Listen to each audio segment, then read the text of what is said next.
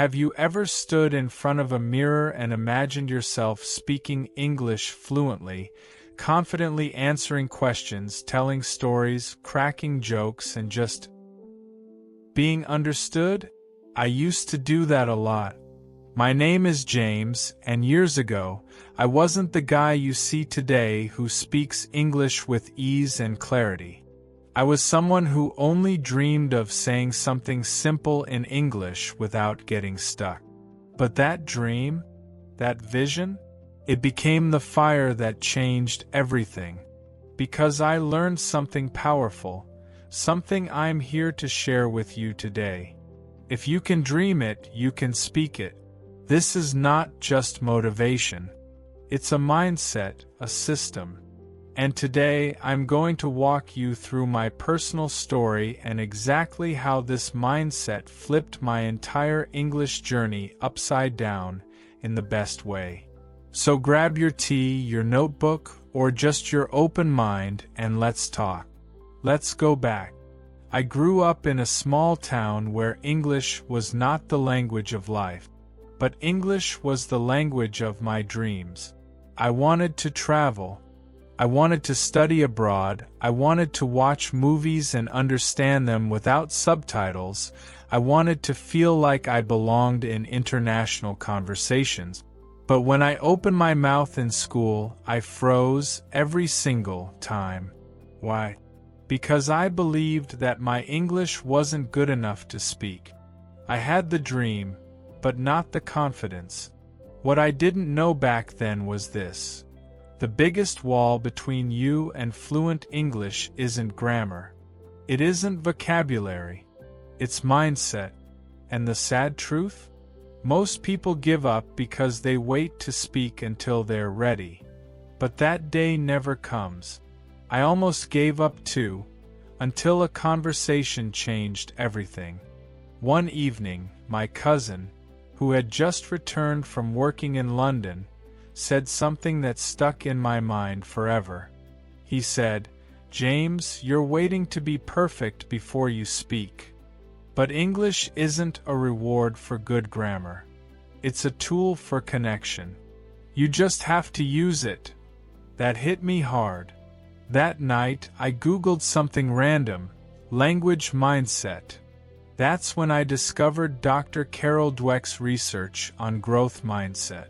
She said people with a growth mindset believe their abilities can be developed through dedication and hard work, not talent alone.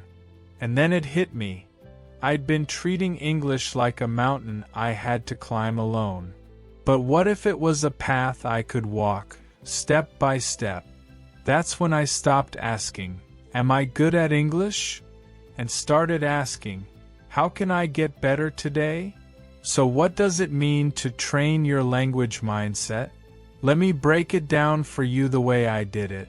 I started small, but consistent. 1. I visualized daily. Every night, before bed, I pictured myself having fluent conversations. Not perfect ones, just confident, flowing ones. I'd imagine laughing, explaining, storytelling, and I started to feel like that version of me was possible. Neurologically, this is powerful. According to studies from Harvard Medical School, visualization activates the same brain areas as actual practice.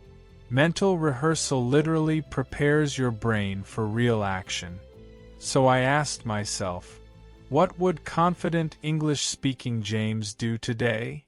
And then I acted like him. 2.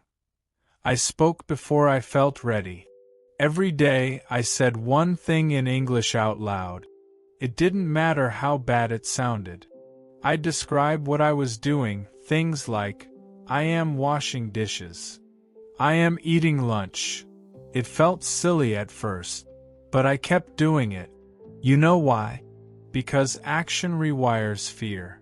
The more you speak, the less power fear has over you. Once I started thinking like a speaker, I had to change my environment.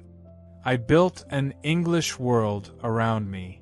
My phone was in English. My playlists were in English. I journaled in English. I joined English Facebook groups. I practiced shadowing with podcasts. Bit by bit, English stopped being a subject and became my space.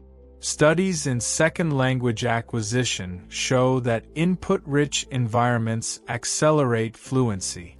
You don't need to memorize everything. You just need to see and hear English enough that your brain absorbs the rhythm and logic of the language.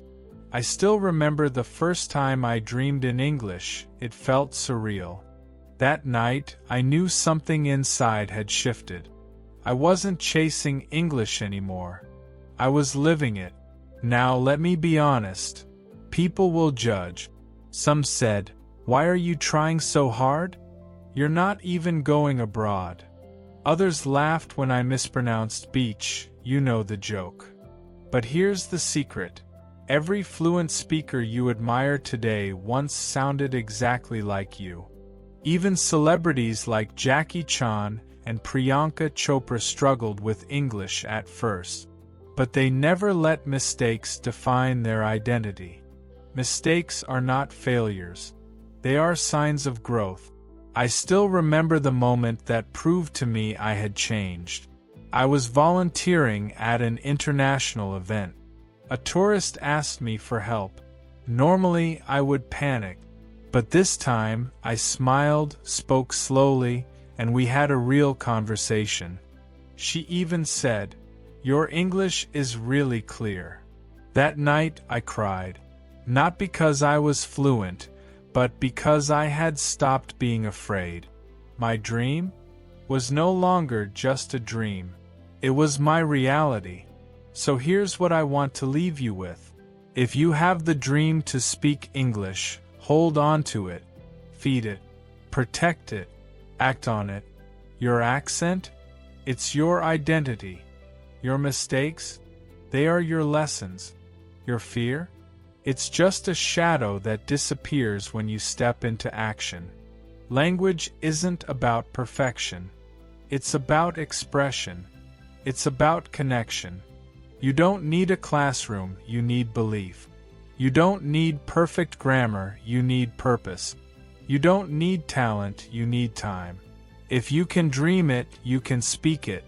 And I promise you, the world is waiting to hear your voice. So, speak.